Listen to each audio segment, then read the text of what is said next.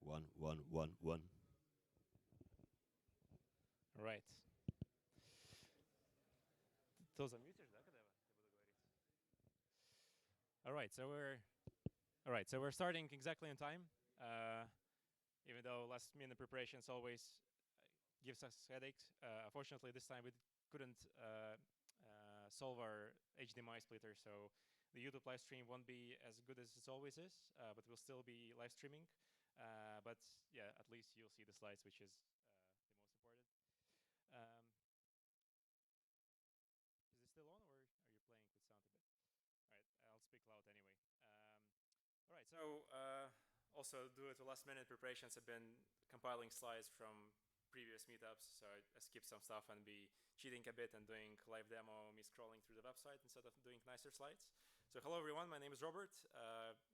Really nice to see you all here. Haven't expected so much people today. It's still winter, it's still cold.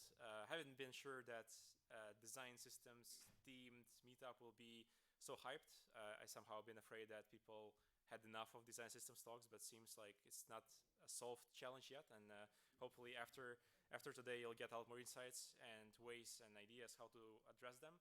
And luckily, we have like 5 talks about that. And it's quite nice actually that we managed to have a themed event. It didn't happen that because we planned it. It happened just because it happened. Because we couldn't find other speakers for this day. But then lighting talks. So yeah, the story was that we found two main speakers who happened to be design system related. And then we opened lighting talks proposals, lighting talk call for proposals. And that one gathered quite a lot. So which means that we got something that people want to share information about. All right, so yeah, as I said, that's me. I have Michael with me today. He's our technician, AV guy, and our co-organizer. So say thanks for him for all the previous recordings on probably all the meetups ever we did since 3 years. And yeah, by the way, you can watch all the previous recordings on our YouTube channel. We're live streaming, as I said today, for those who are watching us live. Unfortunately, you won't see a speaker and nice slides all together because we couldn't capture the laptop signal. But we will point the camera to the screen, so you'll see the screen, you'll hear the speaker clearly, so you get all of it. And we can send you pictures right after that, so you can imagine speakers opening mouth in parallel with the sound. So we have a few sponsors today as we run this venue on the budget we get from companies supporting us. Focus Reactive is a company I'm working at. I'm co-founder of it. It's a software development consultancy. We do React.js and specialize in headless CMS and Jamstack, plus e-commerce. So decided to go a more specialized part as we first thought that React consultancy is good enough, but then it appeared that everybody uses React already and it's not exclusive at all. So just look around, like how many people here probably have decent experience with React. And the second sponsor is UpCloud. They've been sponsoring us for a while. I copied the slide actually from August, so they've been sponsoring August as well. And it is a really fast cloud service provider. So if you are not satisfied with speeds that Amazon or any other provider gives you, you can try that out. So it's optimized for speeds, hardware, and all the software setup is optimized for that exclusively. And the promo code, which you can also find in email, will give you a free trial and credit to play around with it. So you can spin up your websites about your cats or dogs and make them load lightning fast. Apart from meetups, we're also running conference, and this is the slide we've been rotating for a while, online, offline. Because this year we made a step on the 5th year of our conference. We made a step to rebrand the name. So we've been React Amsterdam since almost 5 years already. And just because it's been a really huge conference since basically 2nd year it's been running, we decided that it's not just local community anymore. It's basically a really big happening with 1,500 people and lots of internationals coming in. But of course, there's still like 40% of locals, and our initial community, our foundational community, React Amsterdam, is fueling that up and keeps us going. So we have now React Amsterdam a meetup and React Summit the festival, the summit, the conference. We have a bunch of speakers there since a while. These been the very first announced. So now my cheating part on going to the website instead of doing slides for you. Sorry about that. So a lot more speakers been confirmed. So we've been publishing them as we've been accepting them. The call for speakers have just closed like a week ago. So just when I've been having a flight here, I've been doing one of the final round of approvals for the talks. And we have really great talks coming outside of what you see already announced here. But out of the names here, you can see Kent. He'd been in Amsterdam last year. Was really a challenge to get him here, but we managed to convince him that we're cool enough here in Amsterdam to come and visit us. Sorry, there are lots of people, you know. We also finally, since 5 years, we got a Facebook React core team member, which is Brandon here. So he'll be speaking about concurrent mode and all the some philosophy about it and some patterns of how it's been basically developed and what were the main roots for that. Oh, and I see we actually launched this thing with titles of talks being shown here, which is nice. Probably some of the recent deployments. So lots of stuff here. Lots of people. Not all of them will be speaking at the conference. Some of them will be speaking at pre-event and running workshops. So Max Stoiber and Yves will be giving entrepreneur special pre-party meetup an evening before the conference. So both of them are successful entrepreneurs. Yves is still running Code Sandbox, and Max have sold his Spectrum community platform to GitHub. So hopefully they will share some interesting, different than tech talks, like other, not the regular tech talk things, but some insights of how to be tech plus successful entrepreneurs with VC funds and like big league stuff. And as usual, we'll have 2 tracks, React, generic, web, everything related to that, and React Native.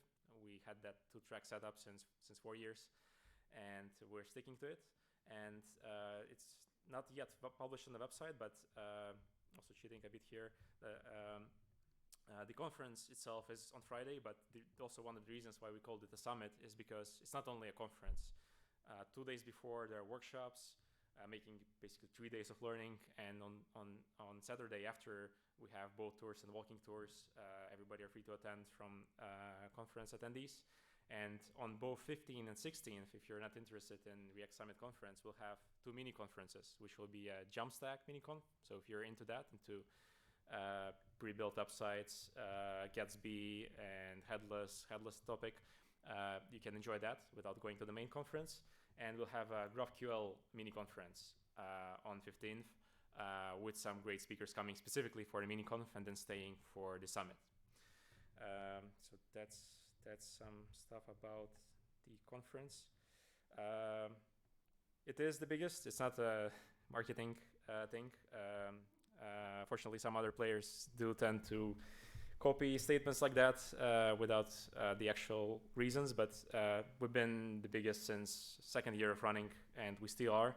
It's not like something that would tell you, like if it's 100 people or 1,500 people, it doesn't really matter for you. It's maybe even worse because you have longer lines to restrooms and food, unfortunately. But the good part of it is that it brings a higher concentration of open source maintainers.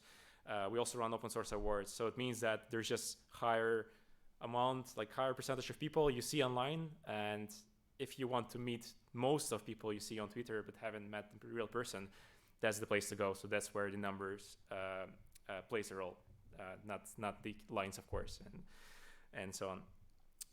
Apart from React Summit, we also run JavaScript conference. It's mostly about everything not React. We'll have Svelte core contributors, Vue.js, Node.js authors, and a bunch of other interesting people there.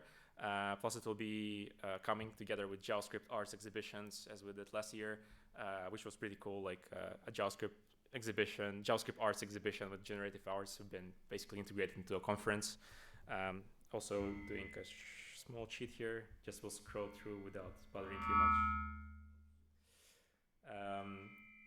Also, sorry about that. I can just speak louder for now. I think just the second microphone is also on because you still hear me well. Like just two microphones have been on.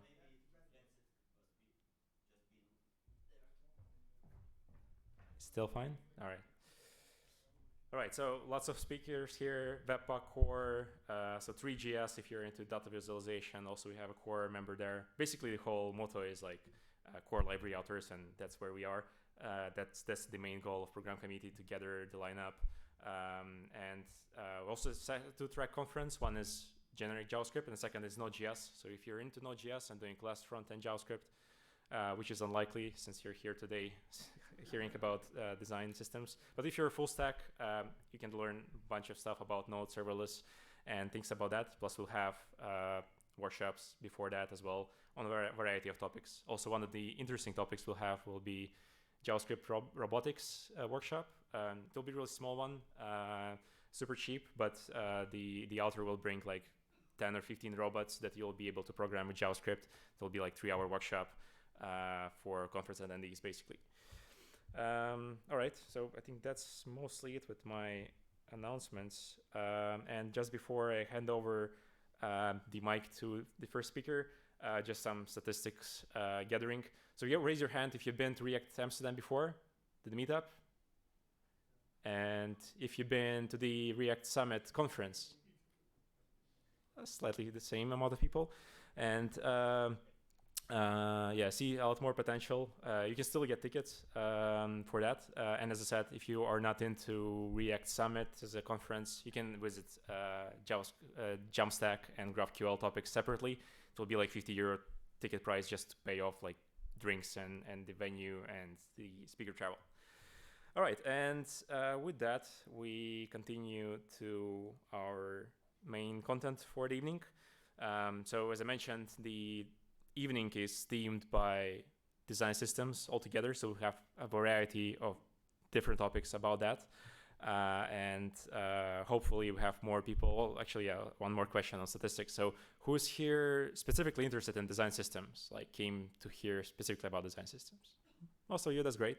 So I hope you'll also, it will enable also more discussions with speakers after their talks. So we don't do breaks and Q&A, but we do encourage to stay a bit after the talks and grab speakers for extra questions and generally network, because meetups are not only about talks, but also a lot about getting new friends and getting new experience apart from what you heard from the stage. All right, and the first speaker for today will be Dmitry. He's working at Booking, so Dmitry can get himself starting to prepare. We checked all the laptops. Hopefully they will continue working. There we go.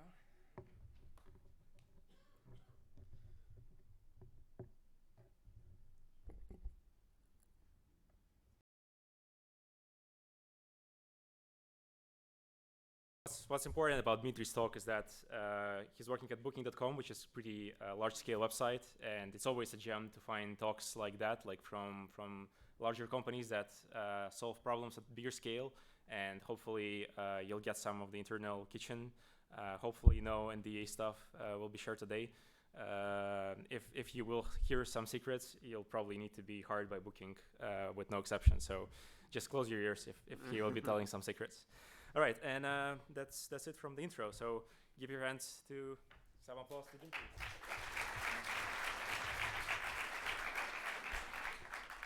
Hello, everyone. Okay. Yeah, so I see a lot of people are here today. I've been to React Amsterdam for like 3 times before, and I think this is the biggest audience I've ever seen here. So yeah, it's really great to meet all of you guys today. So I'll start by introducing myself. My name is Dmitry. I'm a senior front-end developer at Booking.com, and I'm working on design systems teams where I'm basically full-time. I'm building component libraries we have, and also all the tooling that supports our libraries.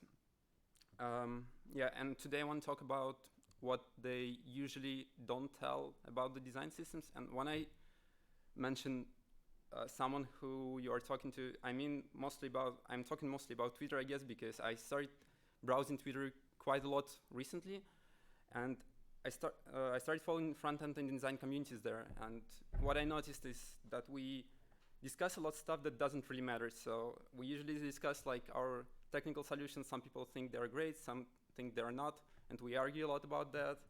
We also talk about like terminology a lot, like what is a framework, what is a library, and I usually don't get why we spend so much time on it rather than discussing important stuff.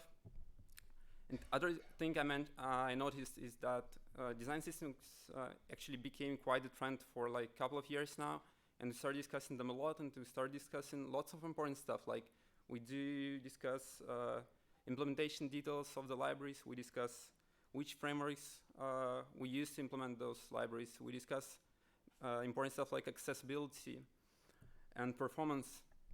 But those all are really implementation-specific details. But there are also lots of topics that we usually don't tend to cover when we talk about the systems. And I want to talk more about that part today, but I'll start with a bit of history. So I started building design systems around, like, I built my first design system around 7 years ago. And at that point, it wasn't even called a design system. I think at that point, it was usually called UI framework or a component library, and that was it. And I started working on in a company where we had 14 different projects and around 15 developers and designers supporting them.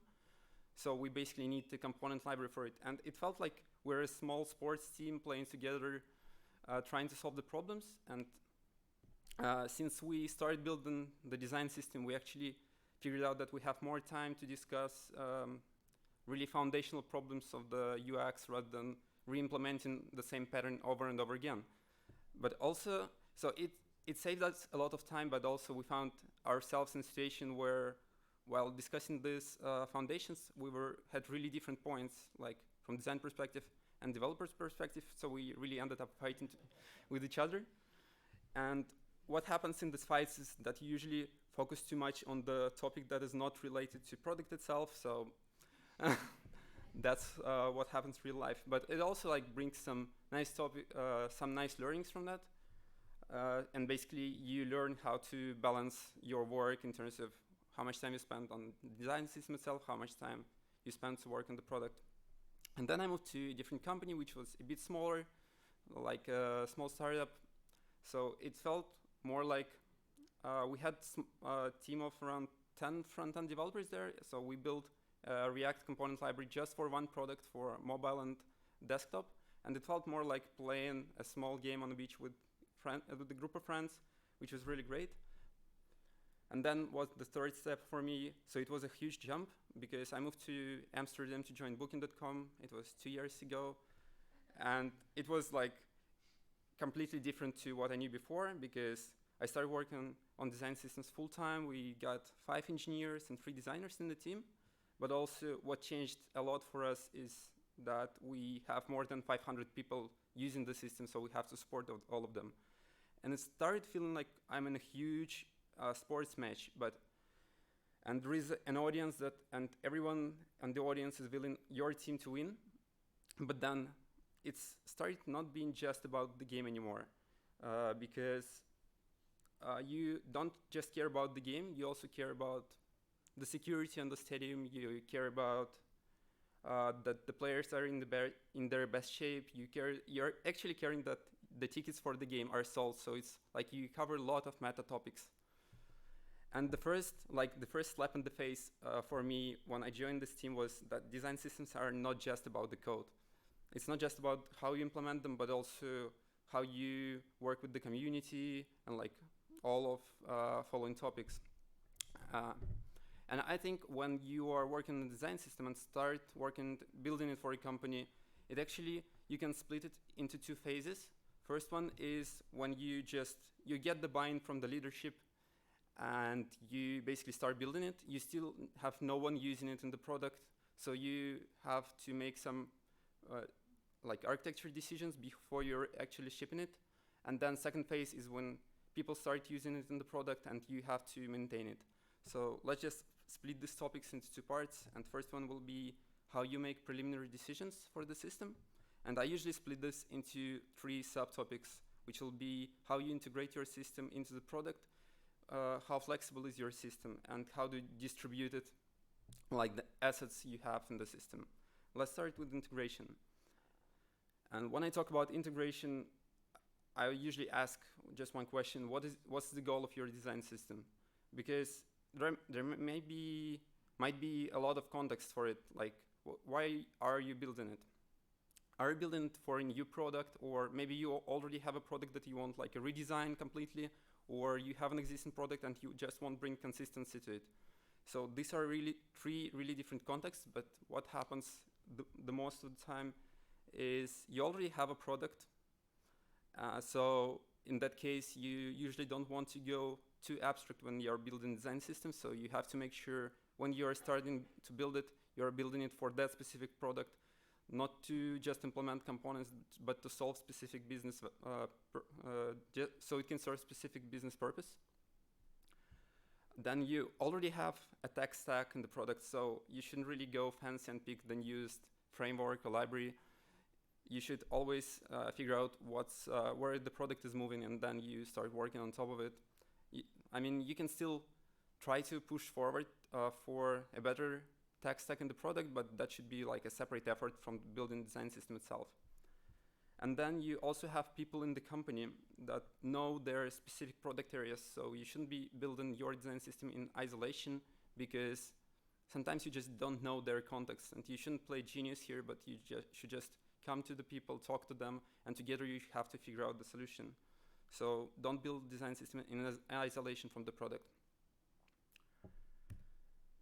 Second one is flexibility. So there are two ways it can go wrong here. Your design system can be too specific. So you can say, I know what's better for the product, so we'll just build these specific components with these specific variants, and people will use them. That's not true, because sometimes they'll just get stuck because your design system is not flexible enough. But then there is on the other side, there is a situation where your design system is too flexible. So you make it extremely flexible, everything is possible with it while using it, but at that point, it's not a design system anymore. It's just a framework that it makes it easier for you to use some components, but it doesn't bring consistency to the product anymore. And in our case, when we started building our design system like 2 years ago, we started with the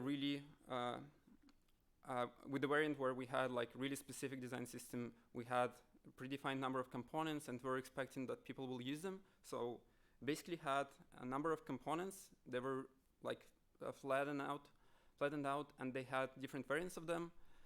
And it didn't work. We basically hit the wall where people couldn't extend our components anymore. So yeah, we just had to adapt to it. But on the other hand, it really helped to improve the learning curve for the design system, because it was new for people. So when we had just one layer saying you have components, you can use them, it was really like straightforward of what you can use and how you can use them. But we still had to solve the problem of flexibility here. So we moved more towards a different structure of components when people got the point of the first one. So now it's a bit different for us. So we basically start with the foundations of the design system, which usually can also be called design tokens, or values or whatever. But basically it stores values for color typography and spacing, or units. And also it may serve some assets. In our case, it's iconography assets, so it's SVG or something else. So we use those to build the second layer, which is elements. So those are like the most basic building blocks, like just some simple examples is a badge button, switch, or tooltip is just a combination of text, spacing, and colors. And the rule of thumb here is that these components can be broken into more granular pieces without losing its meaning. So for instance, if you say you remove any content from the button, it will just become a blue rectangle, which won't make any sense. And those components are always controlled by the properties. So we're saying that the button in the text is always a string, it's not another component. So that way we can govern the system and make it more scalable for the future changes. Then there is third layer, which we call containers. It's basically those are basically components that can contain other components. For instance, like really simple example would be cart, which is just a box with borders and the content area. So it has specific paddings, so all the cards are still consistent across the product. And yeah, we basically needed those because, and we need to separate these two groups because, for instance, when you talk about the button, you probably don't need 20 different buttons in your product, so you have to make them a bit more strict. But when you talk about the cards that can have different types of content, you have to make them really flexible because you don't know which data it will serve and in which context it will be used. And then fourth layer is actually patterns. One is a layer where you combine elements and containers together to get like more specific UX for the users.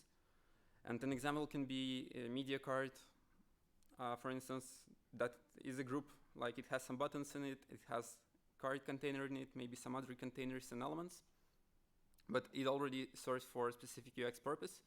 And the best part of it is that we're also, this layer, we're also extending by the product developers and designers. So we say that they can implement their own patterns.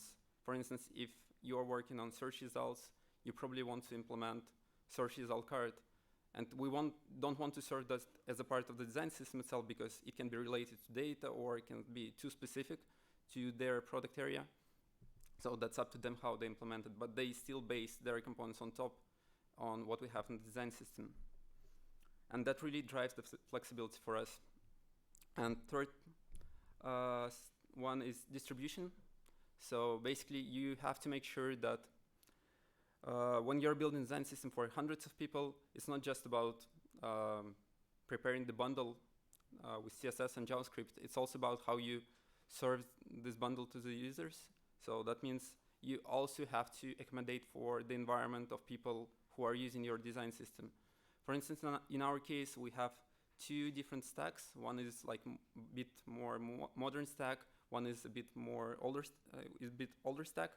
And we accommodate for both of those. So for instance, for React products, we just published an NPM package. So we basically push Git tag to GitLab, and CI job publishes an NPM package for us. But also in an older environment, people can use NPM packages. So we also do the same work and deploy our library to CDN so they can get it from there as well. And besides serving just the bundle of the libraries, it's also about serving the assets. So in our case, we try to serve our iconography from foundations I mentioned before. And basically, you have to find a way to serve the SVG files. But also, it's not just about SVG, because people can use icons in different formats, because we support web, just vanilla JavaScript, React, iOS, and Android. So they all are using different formats. So we wrote a small script that will actually fetch the SVG icons from the repository and then transform them to different technologies. Like in this example here, there is a flag called preset React. So it will transform SVG icons to React components. We also have the same for PNG or PDF for iOS. Yeah, and you basically don't need all the icons you have in the centralized repo. So we have a manifest where you can say, for my product, I only need to use these 5 icons. So I'm fine with just fetching those 5. So it also improves performance for us quite a lot. And the main message for this part, I think, is that you don't necessarily need to start by covering all the potential questions you have to solve, because you also can start smart. You don't even need to build the component library first. For instance, what worked really well for us is because we needed to get some buy-in from the company. We started really small. We started by unifying colors and typography on the website and just checking if that brings any business value for us. And it really did. So we had some nice metrics, and it really helped to drive the adoption at the same time, because it was really easy to just start using variables instead of hard-coded colors. And people got a taste of what using design system can be. And then we started building components. And at that part, when we released our first components, we basically got into the second phase of working on the design system, which is maintenance mode. So you basically have to make sure that every new release is still valuable for people, it doesn't break anything. So three important parts there is stability of the design system. You also have to make sure that you document it well and that people can contribute to it, and also that they're actually willing to contribute to it. So I'll start with stability. And in stability, I think the most important part is how you release your design system. I think these three numbers are pretty much, most of you know what it means. It's called semver. So that means that's the way you version your design system. It's already used in JavaScript packages in NPM. So you already have those three numbers. And the first one means it's major version, second one means it's minor version, third is page version, but you also have to define what each of those numbers mean to you specifically. For instance, regular approach is that patch is bug fixes or really minor changes. Minor is when you add new features that are backwards compatible, and major is breaking changes that require some code changes in the product when users update the library. So what we actually define for us, for instance, the difference between different approaches can be, we have vanilla JS library and React library in our case, and the definition of major in both cases is really different. In React library, we are just caring about that component properties are the same, component namings are the same, and they don't have to update React version. In the vanilla JavaScript library, because it's just JS and CSS bundle, but we don't have any templating there, so that means that any change in HTML is also breaking for us. So it really changes the way we develop the library for vanilla JavaScript. Also, what's important is that when you release the library, it's really hard to unpublish it from NPM. So, okay, it works. So you're actually caring about how the release process is structured, so you don't have to remember all the steps you have to go through to release your library again and again. And we try to solve it with the script, like release script for us, that basically does all the checks. Like it checks if the Git repo is in the correct state, it checks if you have everything pushed already, it builds the whole library in the correct way, and then it publishes it for you. So you can't really make a mistake there. And that's really important for us, because if we break the library, then it may potentially break for like all of our products. And then you should also share what release strategy means for you, because there are lots of teams dependent on our team in this case, and we have to make sure that they can estimate their work based on what we do. So we had to actually define stuff like what is the release cadence for us. For instance, we have defined that we release minors and patches more like in ad hoc. But we still try not to release a new version for each change we make. So we try to batch them a bit and release minor and patch like every 1 or 2 weeks. But then we have like a hard rule that we don't release any major changes more frequently than twice per year. So one major version per 6 months, but usually it takes even longer to release a new major version. And we like plan that really far ahead before, and we release RFCs for the community so that they can comment on the changes before we actually implement those. So this is for stability. And then we come to documentation part.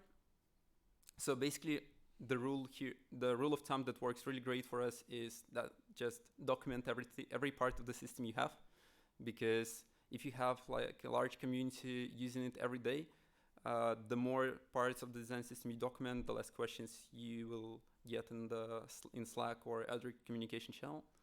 And in our case, we have standalone website which is an entry point for the whole design system, which covers.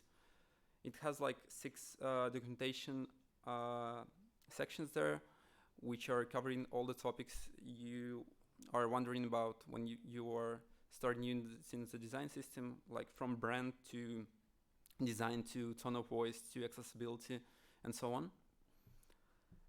So in our for our team, and the most important is supporting the design part and accessibility. So basically what we have there is we have a documentation for all of the components, and it's not just about like the code, but also the visual part of them. So we basically cover about the anatomy of the components. So we say that these are the parts each component consists of.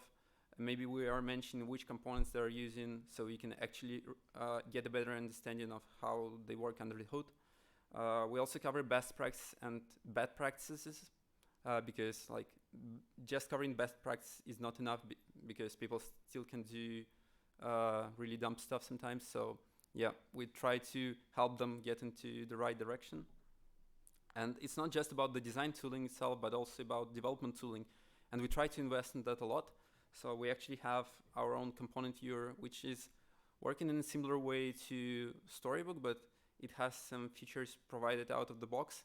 So for instance, on the right, you can see like a panel with properties. In Storybook, there is a plugin called knobs, but in our case, it's built in the tool, and that basically gives us a way to also generate live code snippet for all of the components and changes you do in the side panel.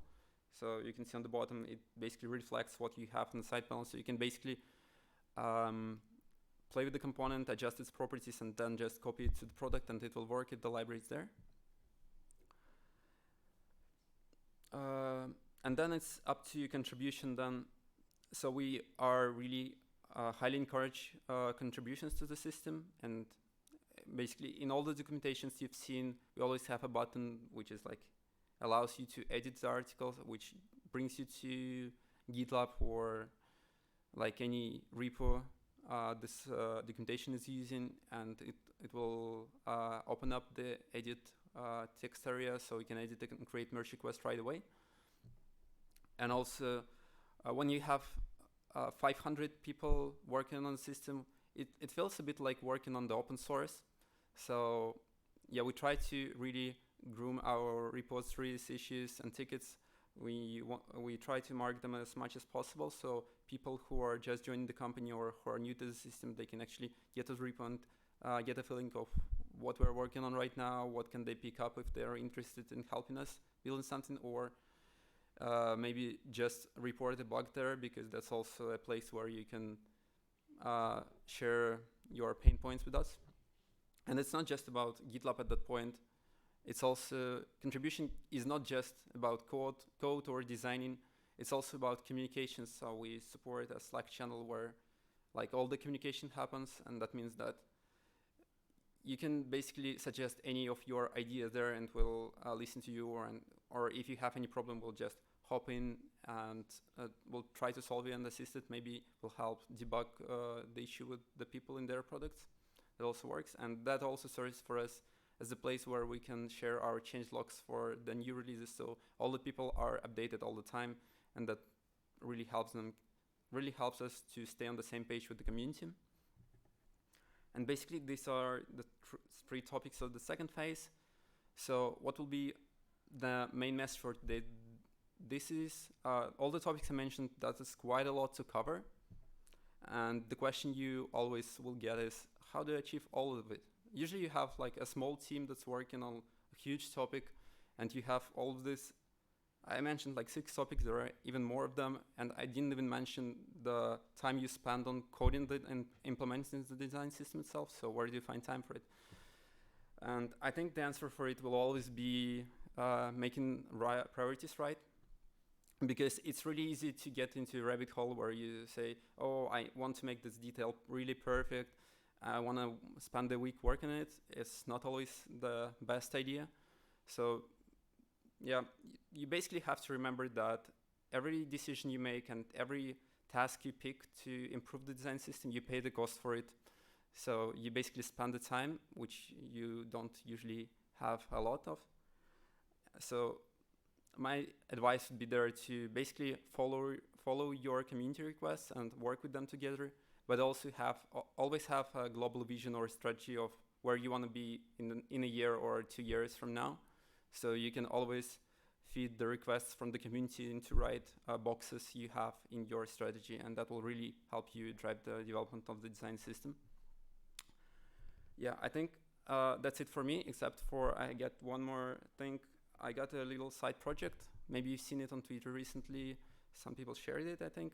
It's so basically we built a design system checklist. So if you're starting to build your design system, you can also try to go through it. It's a list of some of things I covered today, but also some more detailed things. Like we picked components from the most popular open source libraries and try to find the common ones that are used in all of them. And basically, we created a checklist for each component, so you may go through all of them and find out how to make your components accessible right from the start and how to make follow the best practice for them.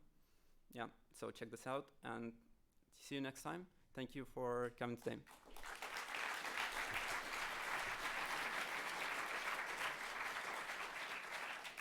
Thanks a lot, Dmitry. I said that there's no Q&A, but I have the microphone, so I can cheat. One question to you. Okay. So you mentioned you have a team that works on design system and the DAX, like developer experience tools. Mm-hmm. How many people are there working on it? So we have, so when I talk about developer and design experience, I'm only talking about the developer experience for the design system. We have more teams like working on how we roll out products and stuff. But in our case, we have 5 engineers and 3 designers. And it includes like iOS engineers, Android engineers. So it's a team that works on all of the platforms at the same time. That's pretty cool. So we now remember that there should be 5 more talks from Booking on engineering meetups and 3 on design because you need to share more stuff. Like since we run this meetup for 5 years, and I only remember like 3, maybe even 2 talks from Booking.com. Although you have like such a huge team with lots of learnings. So it's your duty to come back to the office and make them speak about your experience. So now you just have to organize iOS and Android conferences. Well, there are a lot other ones. But yeah, we can welcome them as well. We can welcome your designers. Okay. All right, thanks a lot, Dmitry. So we'll get Sid preparing. I just saw him. Hello. So yeah, I'll give you some time to plug in your laptop there, and while you're preparing, some fun facts.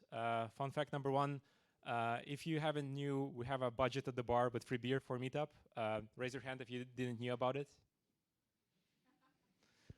You may be still lucky, and there are usually some left after the first talk, where like we'll probably have a short break after sit for like 5 minutes. Then a few facts about Sid here. So Sid been speaking at React Summit last year, also about design systems. It will be a different talk today. I think even he even gave a talk like straight away after. You haven't moved to Amsterdam before. While you've been speaking at React Summit, you haven't moved to Amsterdam yet, right? Oh yeah. I moved like I think 3 months after that. Yeah. All right. So people come to React Summit and they move to Amsterdam, wait for next conference without leaving the city. So if you like this talk today, you can get the gist of what are the talks and what are the speakers level at the conference. If you won't like his talk because of some reasons, it's also good because Sid is not speaking this year at the conference. Yeah, the level has improved somehow now. I'm joking. Like things can change still. We can still invite him. So if you will enjoy his talk, let me know and we'll invite him. We'll kick out some other speakers. You saw there have been a lot of other speakers. Do you know how to show presenter notes here but not there? You need to extend screens. Okay. That's step 1. You know how to do it? Yeah. You do display preferences? I think I already did. Oh, you did? Okay. Yeah. And yeah, fun fact number 2. I moved to Amsterdam like 4 or 5 years ago. Then I moved to London since like 2 years ago. But like 6 years ago, I had an open source project about design systems as well.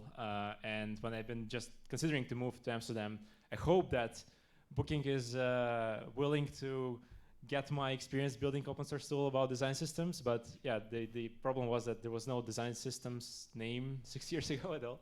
After that, I quit my open source project, unfortunately. But now we have lots of more other people working on it. And luckily, they changed the course and now have lots of internal stuff kicking in. So I see you're ready now. So let's give some hands to Sid.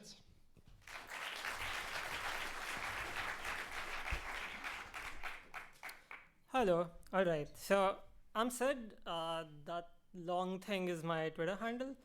And I work at this tiny startup called Code Sandbox. I wanted to do a show of hands, but now I can not see anyone's hand. So I'm going to guess. How many of you have... Oh, thank you. Wow. How many of you heard of Code Sandbox? All right, that's a bunch of you. OK, so then I'm not going to show any of the fancy demos, because then it's boring. Cool. So I'm going to talk about design systems at Code Sandbox, and it kind of feels very different. Like the last talk we saw was kind of what my experience was with design systems. So I started the design system team at Auth0, which is like a more than 400 people company. And so the design system things that we were doing were like working on design assets and design tokens and usage guidelines and documentation, component library, basically everything, or at least part of it, what Dmitry talked about. And then I left that and I joined a company called Sandbox, which in total has 10 people, right? Not 10 developers, 10 people. So at any point of time, there are like maybe 3, maybe 4 people touching the code base, the UI part of the code base. And then, but the thing is, when I joined, I started seeing the same problems that I saw at Auth0, which was there were inconsistencies in the product. There was a lot of time spent like rediscovering the right patterns. Like how do we make a list? How do we hover on it and the menu should show? Like the same things we would just do over and over and again. And of course, everything was not fully accessible. So for the longest time, I kept telling myself, no, I've just seen it the other way. I've seen it done the other way. That's why I keep thinking like we need design systems. But it's like there's this really like popular quote, which I remind myself. And then for like at least a month after joining, I was thinking like, when is the right time for a team or a company to start working on a design system? I usually see it happen like very late. Like when people start regretting that they should have started a design system, that's when they actually do. And we're really tiny. So it felt really odd to, scope out time to work on a design system when it's just like a few of us. Luckily, there's a talk. We anyways started building it on the side, and we kind of were doing right now we're in a redesign phase. So that's like a perfect time to squeeze in elements of a design system.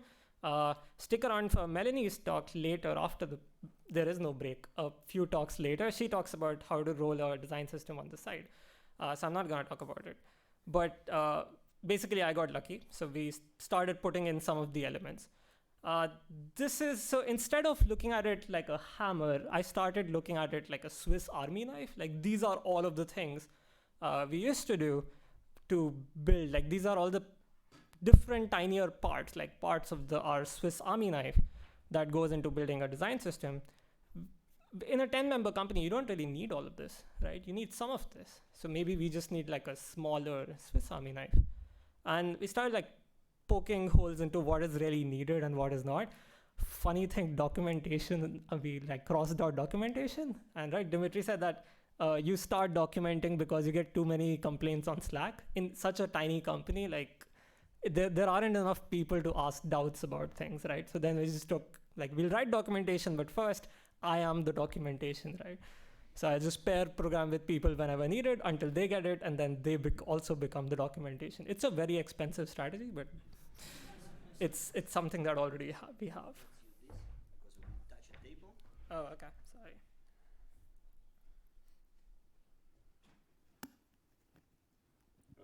Yeah. Thank you.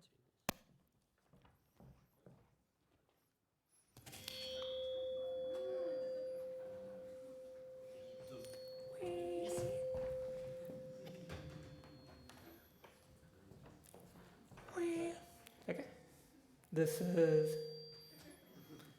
still like it seems like somebody's like doing oh now it's good. Okay. Yeah, so we threw out most of the things and we were left with these 1, 2, 3, 4, 5 things, right?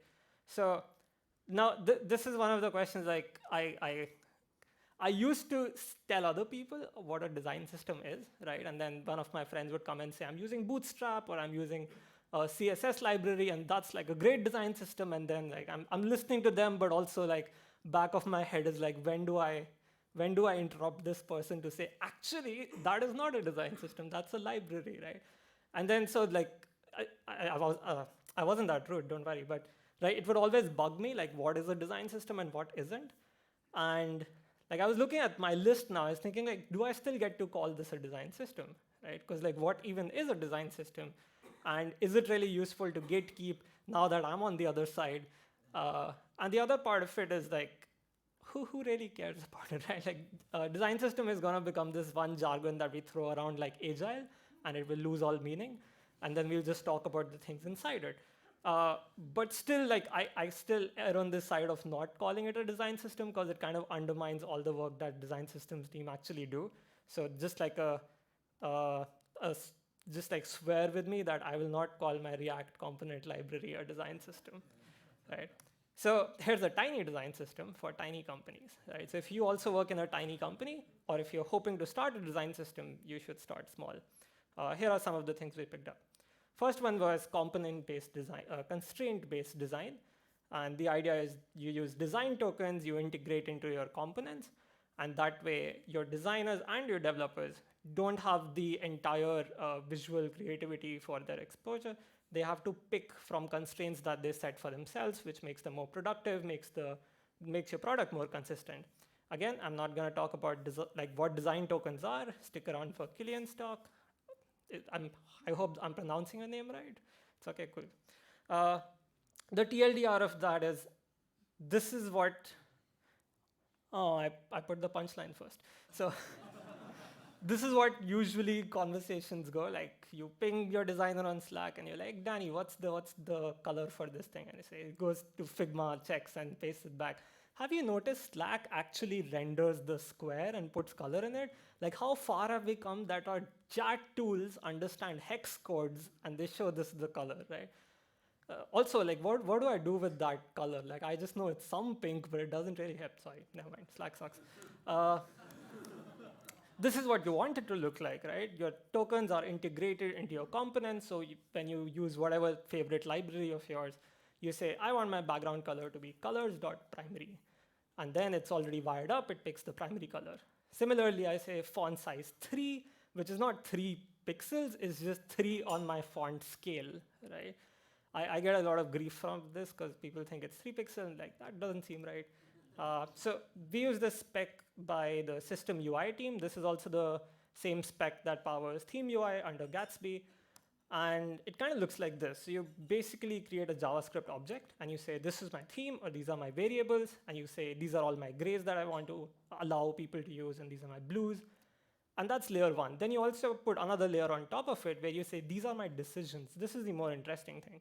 So when you say, colors, I'm going to define colors.text and define these 3 colors. Now, every time I want to use a text, I'm thinking, okay, is this default? Is this a heading? Or is this a subtle? Do I want to mute this color for like information hierarchy, like contrast it a little? And then I'm only picking through these. And then I don't really care about what's the hex code behind them, essentially. So you take this and you also do this for your design tools for the 2 designers that we have. And this is what Figma looks like for them. So when they're like picking colors, they go to their panel, and this you can see it's Danny has picked text subtle, right? He had the option of putting text body, text heading, and text subtle. So all of us are working with the same pre-selected. Like we sat down, we selected all our colors, and then we say, this is what we work with, unless we find a new use case. So we do the same thing with font sizes, scale, shadows. So you see spacing is on the 4-point grid. That's why it's like 0, 4, 8, 12. And then you just say, I want the first space. So it gives you 4. Or I want the third space, which gives you 12. Right? So that way, you're always saying 0, 1, 2, 3. You're on a scale. But essentially, under the hood, it's pixel values or rem values, or we convert that. Same goes for font size. Now, the interesting part about like design system tooling is that design tools and code, like the web, how it's rendered, don't really work the same way. So Figma, Sketch, Photoshop, name any, they always have everything absolutely positioned, and you can just drag your element and drop it on the side and it works, right? But you try to do that on the web and everything just stacks in a certain flow. So at Auth0, we tried to figure out some tooling, we used to use the Figma API, read it, try to figure out what to do. Because we don't have all that time and resources here, we just gave Danny those boxes, and that says 8, 16, 24, 32. So now when he's designing, he just puts a block 16 under it and then puts his input on top of it, right? And design tools are really good at stacking things. So that's how we make sure you don't have to be pixel perfect. And it's the same values that in our CSS library we have access to as well. So this is how it looks in practice. We use style components with this style system utility. The cool thing about the style system utility is that it's written by the same authors that wrote the spec, the theme spec. So when you say color and say text subtle, it already knows that it has to check in theme.colors.text.subtle. So then you don't have to write the whole thing, colors pick from color, font sizes pick from font sizes. And then you can do it too. The interesting thing that happens a lot now is we basically open this up, and then if we don't like something, which is every day, so things just don't render as nicely in Chrome or Firefox as they do in Figma or Photoshop. It's just something that you have to deal with. So we take something, the photo is really pretty, we take it, we mock it up, and then it's not as pretty, so then we have to tweak it. So one thing that's been really convenient is the stats were looking a bit too small, so we're okay, can we bump this up? And then you bump up on your font scales, you go from 2 to 3, which bumps up. Is it animating? I can't see animations here. Yeah, nice, right? So you do that, and then you're okay, the contrast is a little screwed up, so you say, I don't want text.subtle, I want text.body. Wow, that's subtle contrast, okay. I spent too much time on it, and then I remembered that projectors exist, and you might not be able to see any of this, but this is a really good projector. I'm really glad that worked out. So that's the first step of it, that you tokenize things, and then you say, these are my set of things, and then you integrate into a library. You have a mini design system. Because it's shared and integrated with at least 2 people in the company, it qualifies as a system. I put it on the design system checklist. It's 24%. Which I don't know, where is the failing grade? When do you get an F? But it's because there was a bunch of things where what's your voice and tone, right? Which in Auth0 we spend a lot of time thinking about. But at Code Sandbox, we think about product market fit. We don't think about voice and tone right now. So 24, I'm happy, I'll take it. The next cool thing about this was something you need to know about Code Sandbox is that video. Yeah, so because it's running VS Code in the browser, we kind of also support all the VS Code themes. So you can just bring in your own VS Code theme, and we have to support it, basically. And it could be anything. It could be one of these purple themes. You can't even see how bad purple looks on code, but so you might just get a purple theme, which kind of throws off all of design tokens and decisions and all of that out of the door for some time, because if we can't really pick our colors, then what do we even do, right? So spacing, sizes, everything else works perfectly. But colors is something that we just kind of have to be okay with what gets thrown at us, and which is such a random challenge to take up as a tiny startup. Anywho, we do, and then, yeah, this is a good example. So this is the theme Cobalt by Wes Bosch. I really like the theme. It's a really good theme. But the challenge is it's not built for interfaces. It's built for VS Code. It's built for your editor, right? So Wes Bosch said primary button should be yellow, and secondary button should be blue, which is really cool on VS Code because you rarely see these buttons. But on an interface where you have forms and buttons, this is how the default looks like. It's a blue button with a yellow border, right? Of course, not his fault. He didn't know, I don't know, 5 years later, some kids would put it in the browser. But this is how it looks. So we kind of have to tweak the theme, essentially. We can get any theme, and then we have to make some assumptions on top of it, where if we know something is a secondary button, we have to tweak the theme while keeping the general essence of the theme intact, right? Another thing we tried to do is we just started overriding things.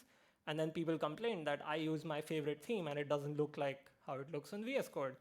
And be like, fair but harsh. So we try to do better. So this is better for now. That it still has the same essence of the theme, but it's accessible-ish, and it has like the secondary button doesn't shout in your face. It stays on its own level. We could do all of this because of this one concept called component tokens. So credit goes to Sarah Federman for introducing it to me. The idea of component tokens is that on top of your theme and on top of your decisions like what is my text color and what is my error color and all of that, you also make the same decisions for components. So you say, and you can put it in different files or whatever, but you say the secondary button needs to have a background this, foreground this, hover background this, and all of these values come from your own theme, right?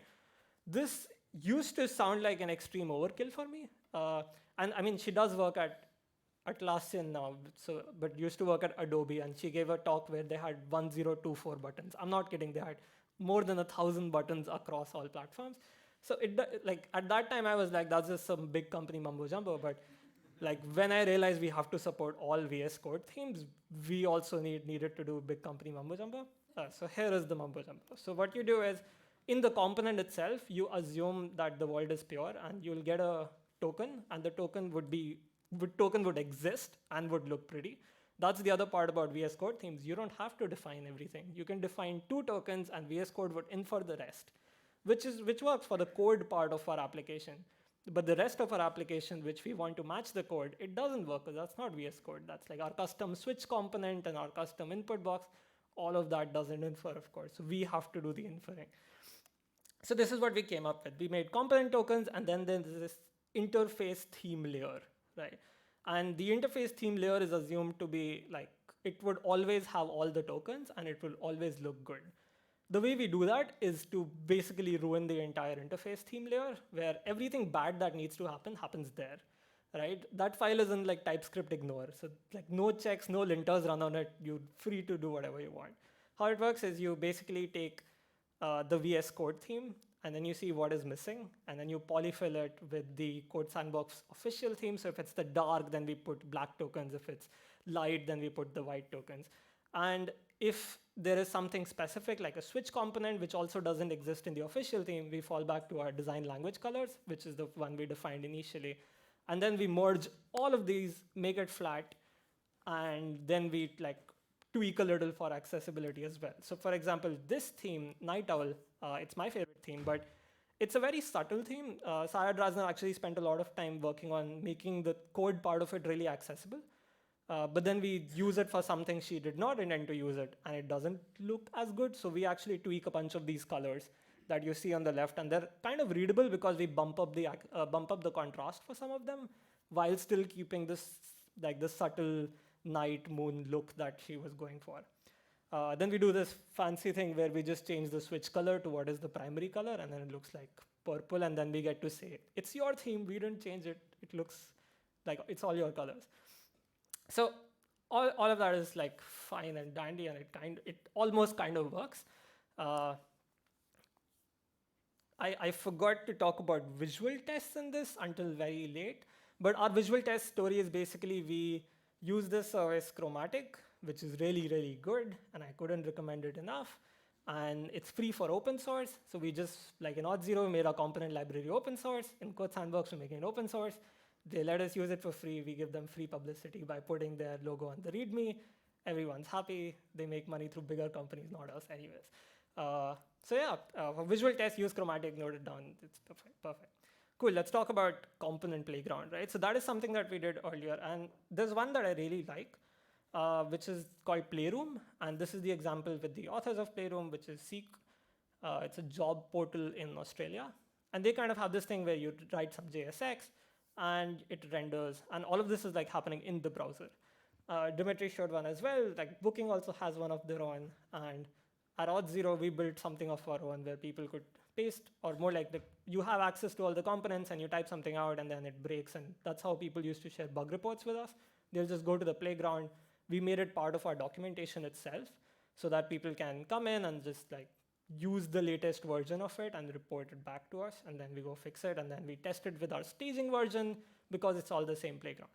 So it seems like every design system team ends up building one, right? Which is pretty cool. And it kind of got me thinking about like what would be our solution, right? And because like it kind of felt weird not using Code Sandbox to build Code Sandbox because it's a product for coding. So we just tried that. So we basically published it as a library internally, and then we use it on Code Sandbox. And oh yeah, so you see the right. Is it your right? It's also your right. So on the right is the new files panel. On the left is the old files panel. I'm looking at the ugly panel while designing the new panel. And then when I'm done and we deploy and everything, we get the same thing. I tweaked it for something, but it kind of feels like very cool that you build inside and then you deploy and then you see it on the other side. What's become really interesting is we also have like a GitHub integration. So every time you work on a component, you can push from inside of Code Sandbox, and then you get a staging build of code. It's getting weird. But the basic idea is that it would really cool to kind of start prototyping in the browser, in next to the place where it's going to go, right? Because that's the closest to the rendering place that you can get, right? So Sketch is cool, Figma is cool. I really like Storybook as well, but there's a weird sense of like control and predictability when you use the same building blocks that would actually get rendered. And that's kind of what I want to talk about for the last part of the talk. We're seeing this great convergence happen. So in 2010, if somebody asked you, what's your stack? What are you using? And you said jQuery, people like, good choice, good job, right? That's what I'm using. That's what everyone's using, right? And then you talk about what jQuery UI date picker are using, 1 or 2, because there's only 2, right? And they're both very good. And then browsers were able to do these really cool things where you just go to your file, and I think this is Chrome. So you go to Chrome and you say, map this file resource to the actual file on the hard disk. And then when you make changes, right, like we all do, you debug things, and then you make changes, you hit Control-S and it used to save back to your file, right? How many people have seen this? Nice, all of these people are old. Yeah, so this used to be really cool. This was my introduction to programming, and I was like, this is awesome. These are like, the visual feedback loop is so good.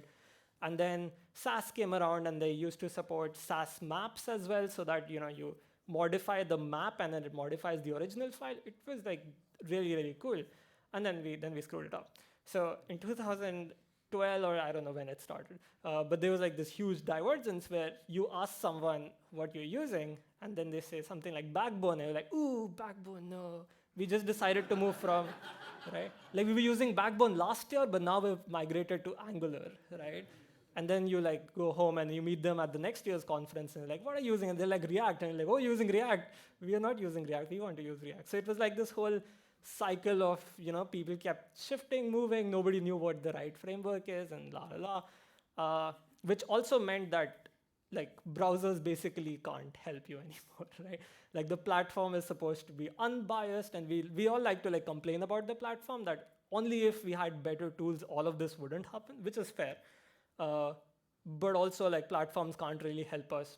Like the speed at which the web is growing, the vendors can't grow at that speed. That's just like a given that we have assumed at this point. So yeah, people solve problems.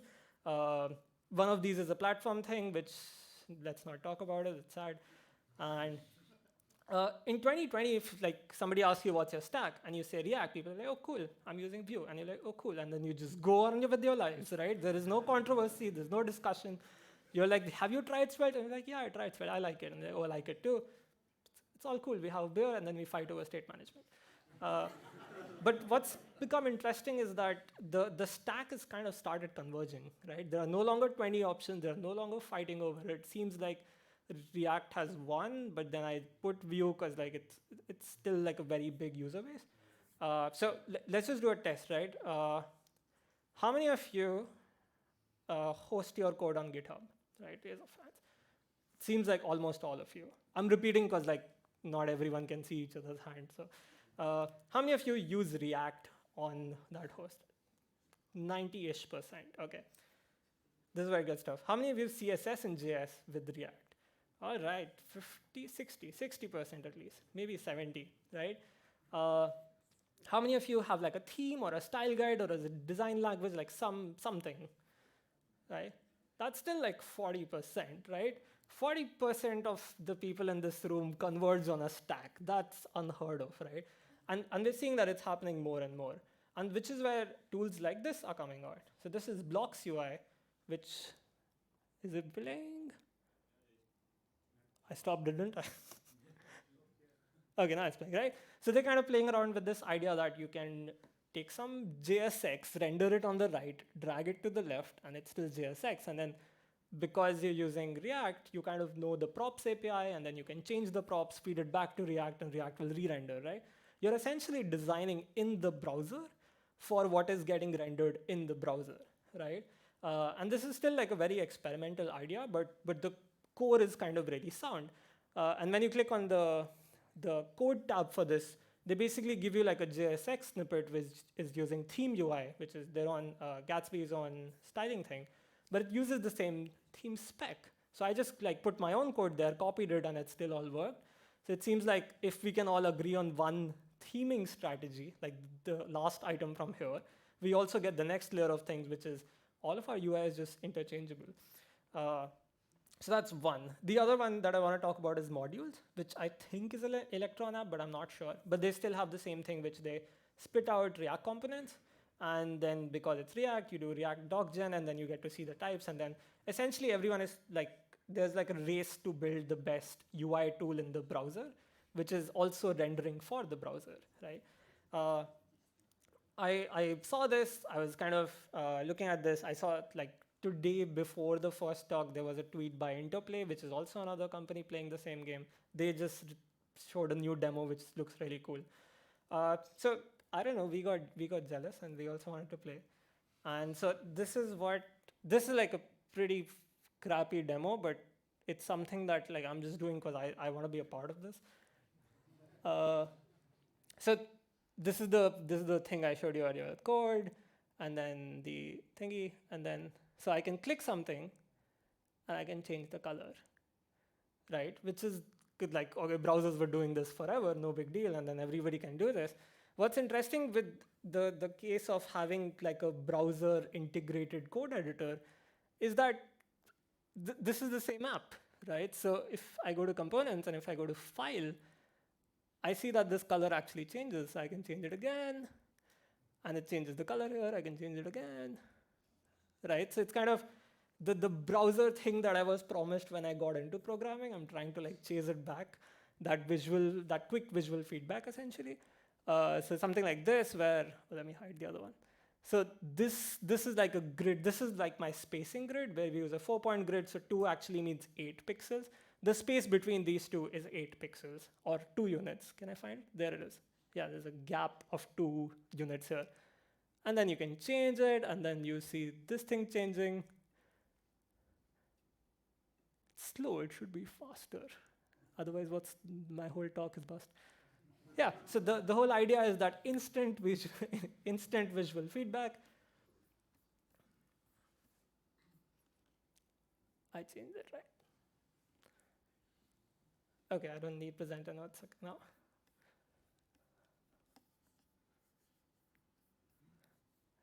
I know it's lost. I'm just going to turn around at this point.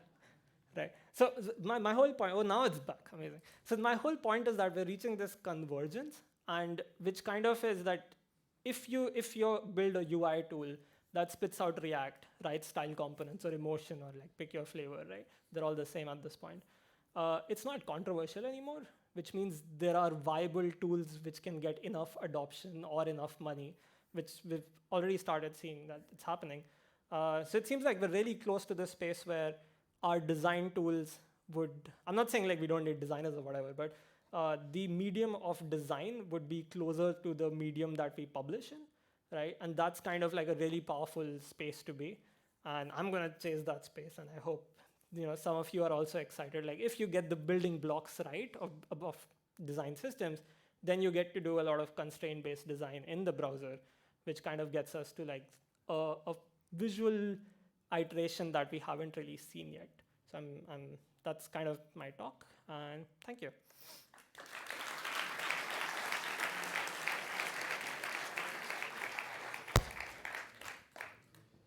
Thanks a lot, Sid. So we'll do a short break, just like 7-minute break, which means that at 21 minutes past 8, you should be back.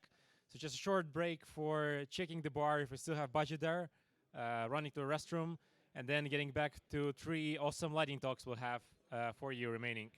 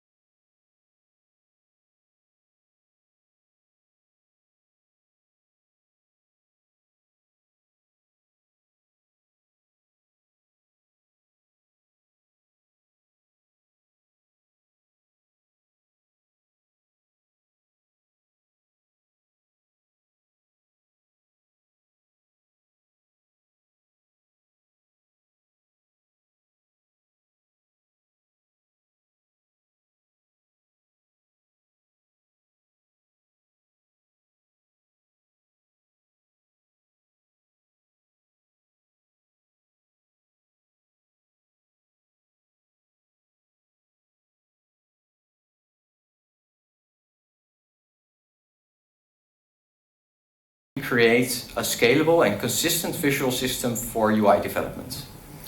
More specifically, let's say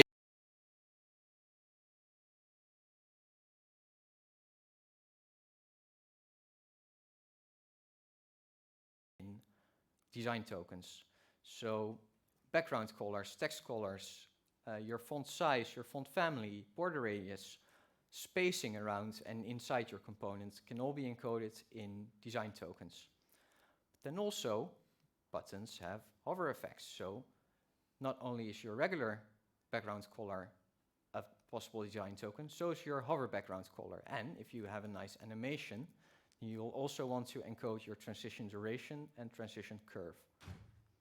And there's more than just the ones on the screen right now. There's also breakpoints, border styles, letter spacing, shadows, and you can even use design tokens for Z indexes if you want to. So the big question then becomes, are they just variables? Well, not really. First off, they're more like constants. And the main thing that you want to do with design tokens is you want them to be technology agnostic. So they can be a JavaScript object like we just saw, but they can also be written in JSON or YAML or anything else that makes sense to you depending on the technology you use. And the nice thing is if you encode that in a technology agnostic way, you get to use them in multiple different technologies. So if you have a JSON file with your design tokens, then you might consume that in your React app, but you could just as well consume it in an iOS or an Android app. Again, if you have this file, you can also use it to export it to design tools, which is happening more and more. And that way, everyone gets to use the same design primitives. So in other words, they're a way of dealing with values in a way that helps everyone use the same style consistently, so that you no longer have to pray that everyone uses the same red by virtue of them remembering the hex code or copying the exact pixel from the design, but they can all just use color-red. So design tokens forces you to think about the system behind your design, and it prevents you from creating one-offs. So systemizing your design makes creating new components and designs faster and more consistent because it moves design choices away from the components and into the system. So if you go back to our button background color, so this might be a single choice that someone makes, maybe initially in a design tool for a specific button, but our button color probably lives on a scale like this. And if you have this color scale, then you can name it. And there are a few common naming schemes for design tokens. This is one, like blue medium, blue light, blue lighter, blue dark, blue darker. But you can also use a numerical scale, blue 100, blue 200, all the way to 900. And the nice thing is that that leaves space for, 999 colors if you really need them. As mentioned in the previous talk as well, you don't want to use these design tokens directly, but you want to give some meaning to them, some additional meaning. So blue medium is fine. We can look at it and we know, okay, it's blue. But the next time I'm designing a button, I might not remember that it's blue medium I need rather than blue dark. And then I'll still need to go back to a design or back to some other component that has the same button and figure out what specific color I should use. But you can use design tokens to add an additional layer of meaning by saying, well, we have a button background design token that references my blue medium design token. And that way, it becomes even faster to develop new components because you don't need to remember what's being used where. You can just look at the naming. So if you want to use design tokens in React, there's a bunch of options. We already saw a system UI example. There's also DS, Style Dictionary, and Theo. As you can see, all of them have pretty cool logos, so just try them all out and see which you like best. I'm going to give a very, very, very quick demo that's not going to do any justice at all to the possibilities of this system with DS. And the nice thing with DS is that it's very easy to get started with, and it also lets you export design tokens from your design files. So if you already have a sketch file or a Figma file, you can just point DS to it, and it will extract all your colors or your spacing, etc. for you. So it makes it really easy to get started. So if you want to use DS, there's three commands that you can execute. Yarn create DS. You go into the file, the folder that it generates for you, and you start a web server, which is a live web server that you can then try stuff with. And what Yarn Start Web does, it creates a bunch of example files for you, amongst them React system. DS creates a design language.ts file for you, so it's TypeScript, but you don't really need to care about types if you don't want to. You can create a palette, so here we have a palette that uses the same blues that I just showed you, and you export that and you compile it with DS. Then you can use it in your SCSS if that's what you happen to use. So you just import the style file that it generated, and you use your palette blue dark. But you can also use it in React, which is a little more involved. This example is the one they generate.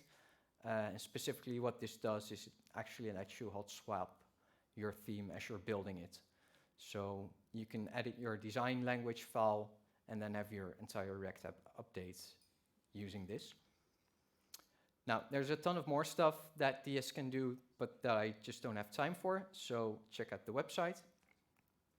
If you're interested in design tokens and want to work on defining a standard format, there's now a design tokens community working group where all of these people from the tools that I just mentioned are working together with companies like Adobe, Sketch, and Google to come up with a sort of unified design token format so that we can all speak the same language and import and export files in a consistent way and save all of us even more time.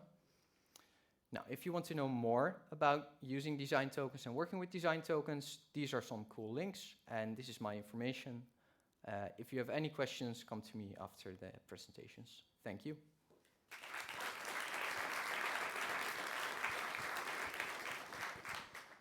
Thanks a lot, Kilian. So the next up will be Melanie. I'll help you get prepared. If you don't mind, you can speak into the microphone and table, like, or we can switch. Are you okay with headset? Sure, why not? Let me hold something for you.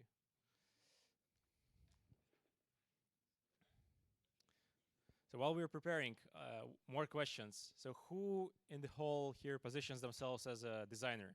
Not a developer, but a designer. Nice, nice. We have a few hands. It's really nice that we gather more communities here, and it's really interesting actually. Like every time I ask how many new people are here in the room, new to the meetup group, and we always get like more than half of the room hands, which means that a lot of new people are coming in, and this basically means that we're achieving our goal. We're achieving more reach, more knowledge sharing. And it's always surprising that every time, like probably Amsterdam is growing quicker than our meetup phases with the events. So we always have new blood coming in, and with mixed meetups, like with design and some intersection with some other things, either backend, either design, or whatever else there. We always grow and like connect the community here. All right, so I see you're prepared. So let's give some hands to Melanie.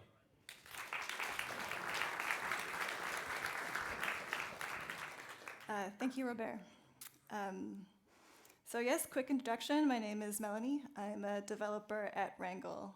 Wrangle's a development consultancy that's originally based out of Toronto, Canada, but as of last year, we opened up an office here in Amsterdam, and myself and a few of my colleagues moved out here to help with that. And as I hope you can see from this photo, I feel we're integrating quite well culturally. So tonight I'm here to talk about sideloading a design system. And by sideloading, I mean, how do you want to build out your design system alongside feature delivery, as opposed to front-loading, where you stop feature delivery, build out your system, and then use it within your product. So why do you want to do that? Let's talk about whether you're at a product company or at an agency, what are the barriers you face to launching your design system? some of the feedback you'll get is it's too big of a challenge. We don't have time to do it. And even if we do build a design system, we're not sure it's going to be a success. So what I'm hoping to sort of convey today is sideloading is a way you could sort of address those barriers. So you don't need to build it out all at once. You can start in small pieces and build it out over time. You don't block delivery. Instead, what you do is it's to your advantage to actually integrate the design system you're growing out within the features you're delivering as you're delivering them. So you get that feedback to improve your system. And in terms of whether it be a success or not, according to a recent survey, most design systems fail because of adoption issues. So that can really span the gamut. But the best way to get adoption is to prove the value of your design system early by getting product teams to incorporate elements of your design system, kind of like what Dmitry was mentioning in terms of incorporating fonts into your product as soon as possible to get that feedback, to get a champion who's going to then help push the integration of the design system to the rest of the product. Okay, so now that we've sort of covered why we want to sideload a design system, let's talk about how we do it. So there's, in our view, like 3 pieces that you can start small with in terms of sideloading your design system, and that's the component library, the design tokens that we've just heard so much about, and the documentation website. So for the component library, the tool that we like to recommend to scaffold it is Storybook, because Storybook has such a rich ecosystem of add-ons that you can use to add functionality to your component library. We also recommend that you use, as a basis for the components that you build out, a UI toolkit that has accessibility baked into it that you can leverage yourselves. And then the third thing, start with components that will be used now. So conventional wisdom suggests that to decide what components you want to start building, you might want to do an interface inventory and sort of catalog all the different components that are used within your application, see how frequently they're used, how much they vary, and use that to sort of guide which component you start building. But we disagree with that. We say the one you should build is the one that's going to be used next. So find out what's coming down the pipeline in your product, find out what components the developers care about within that feature, and build that, because that's the best way to get that early adoption. And lastly, we recommend setting up a test of an automated visual test suite. And that's really to give you, the developers, the confidence to iterate quickly on the components you're building, and not have to worry that you're causing visual regressions in the components that you're delivering to the product. So the second piece is design tokens. And for those, as you're building out the components, extract those pieces of design decisions to a central location, a central file. And that file can be any format that you like, but it might be worth considering what's the easiest for your team to edit, because again, you want that adoption, you want that integration from the rest of the teams that are building out your product. So that might be a markdown file, that might be a YAML file, something that designers are comfortable going in and editing themselves. The third piece is to make it easy to find. Because again, you want people to use these, so you want to make sure they can find it. And one way to do that is through the documentation website. So that can just be links to your design tokens or your component library to start. And maybe that's all you care about doing if you're as comfortable with fielding questions like Sid is. But the advantage of having a documentation website is that it documents the challenges you faced and how you solve them, so you don't end up reinventing the wheel every time you come up with a design challenge. So you want to encourage people to contribute to your documentation website, and one way you can do that is to have a template. So people can go and slot in the content, the learnings that they've gained, and share that with the rest of the team. So a template can include things like a preview to a component, the component's status, usage guidelines, accessibility considerations, and those sorts of things. And to build your documentation website, Storybook has conveniently added on called Storybook Docs that you can use. But if your company is already using InVision, within the company, InVision Design System Manager does provide a doc site out of the box, as well as some nice, it does provide integrations between many of the other components of a design system that you want to build out eventually. So in summary, the greatest enabler of success of your design system is a product team using your first components. And I hope I've been able to sort of convey that a way to get the team using your first components is by sideloading it to get that early adoption. Just today, Wrangle launched a design hub on its website. And so if you're just learning more about this, I encourage you to check out wrangle.io/design systems. And thanks for your attention.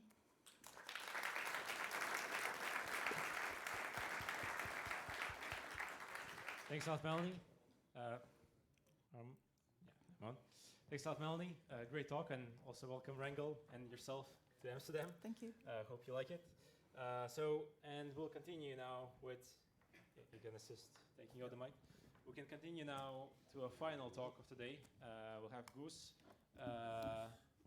with a final. Sorry? Let's see. Guus, sorry. Sorry.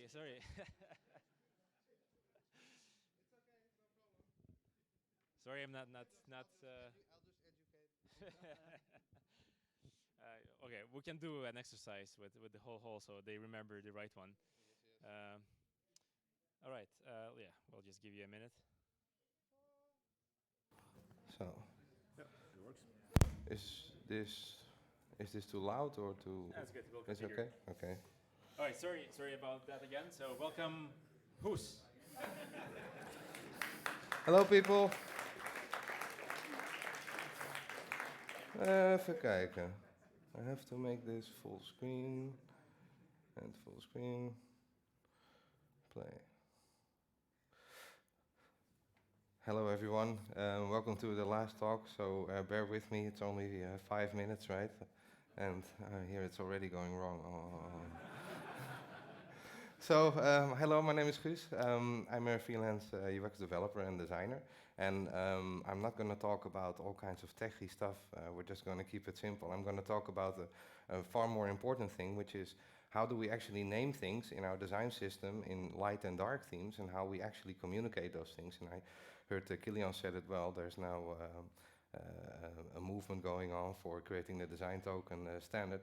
I'm actually trying for that. I communicated my this model that I'm going to show you for them, and it's called base plus minus. And by the way, if you have any questions, just please raise your hand, and I'll take the time to answer it. Okay, what is base plus minus? It's actually a simple naming convention that is based on one simple point of reference. So rather than giving all our colors the number 400 and 600 in a light theme, what is that color in our dark theme? Because it's not having the right contrast anymore to function for the component or the element that I'm choosing. So in a dark theme, when that flips, what happens to that magical number? How do I think about my numbers and how they rank on that ramp? And this is what I try to fix. And warning, it's experimental. I'm just trying to figure it out.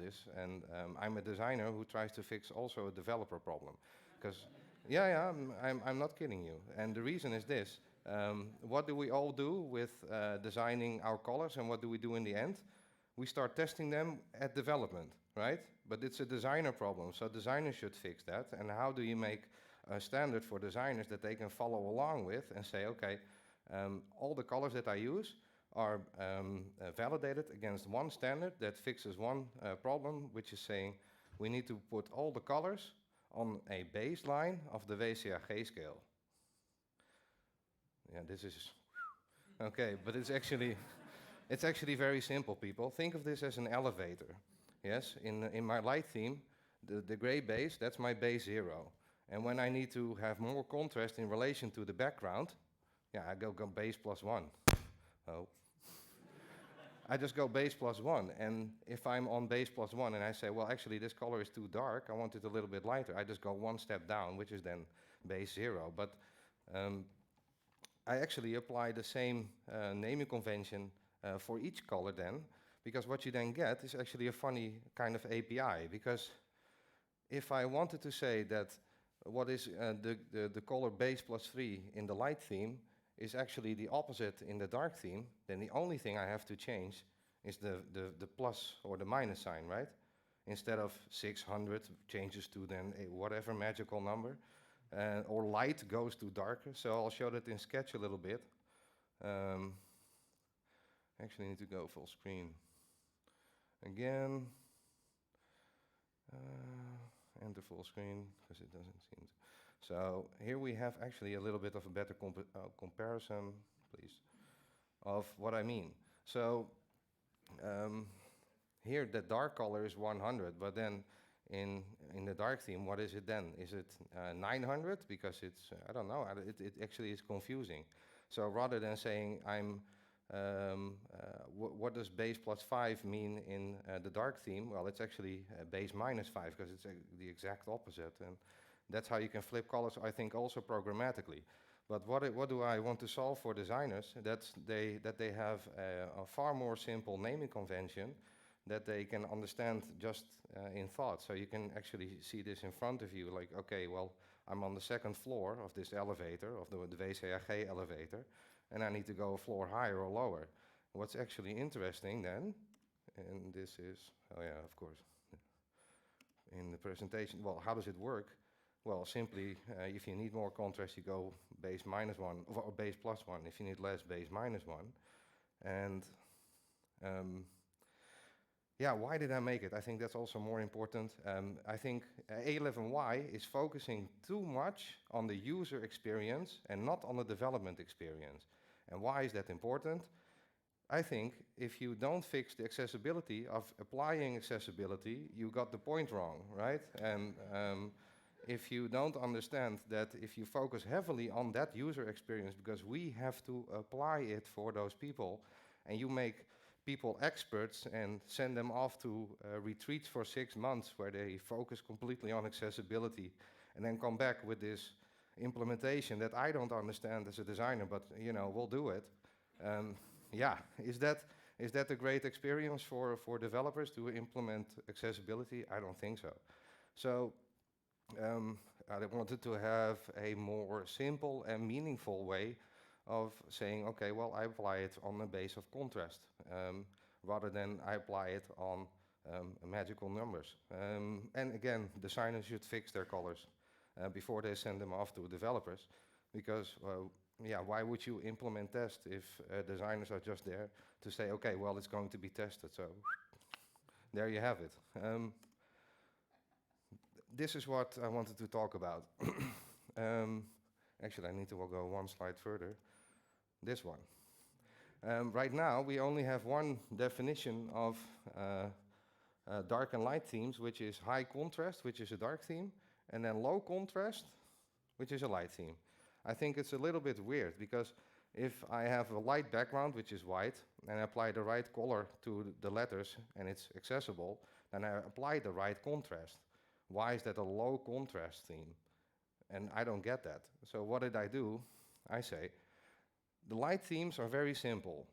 They paint contrast on top of luminosity. So you have light coming from the back, and on top you paint contrast. And in dark themes you do exactly the opposite. You have contrast on the back and you paint light on top. And then you start measuring how much contrast they have in relation to the base, to the background. And then you say, well, if it's between 3:1 and 4, for example, I'm going to give this, if it's a dark theme, a low contrast theme rating, which means it does apply accessibility, but it's low contrast. If it has higher contrast, between 4.5 and 7.8, it has base contrast, which I think is applicable for text. So it has a nice, good contrast, so you can read it well, even if you use a thin font. And then you have high contrast, which is black on white and that kind of stuff. And that's how you can rate your dark theme. And in your light theme, you can say, well, this is a low luminosity theme, because all the things are, sorry. Low luminosity theme because, well, you got it. So let's say I have, these are my colors, and then I want to check, do these colors, how do these colors test against contrast in light and dark, each individually? So I can literally say, well, this is base -4 and this is base +4 in dark. Well, in the dark version, it's actually low contrast, but maybe in the high or in the light theme, it's a higher contrast. But each color is then individually scaled and ramped, and then we say in our design system, well, you see these colors with this little red line there, we're not going to use them for text, because for text we're going to only use colors that apply, or the base colors that, we can only use the colors with base 0, because they apply to the base contrast that we want to have for text. So all the colors you then see in one big overview is like, okay, I need that color to apply to text, rather than this whole wicked mental model of numbers and lighter, darker. It doesn't work for me. So, yeah, I like to keep things simple and straightforward. So, if you have any questions, I'm building my portfolio, and this is my UX. I registered these URLs, so if you have a question, you remember my name is Guus, that's why it's so important. If you need to ask me something, you go to Ask Guus. If you want to hire me, you go to Get Guus. And if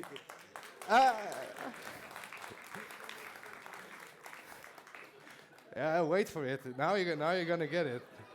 So you want to see more of me, go to Van Guus. But I'm also about accessibility and inclusion, and I can understand that you don't agree with me. So there's also an option for those people, and you can go to Fuck Guus.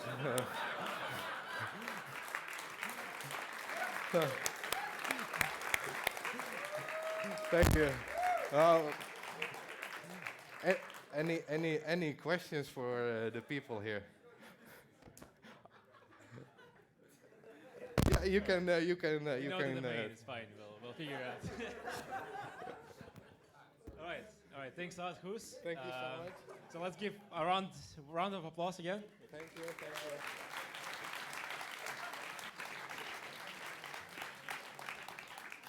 All right, then that's going to be a wrap.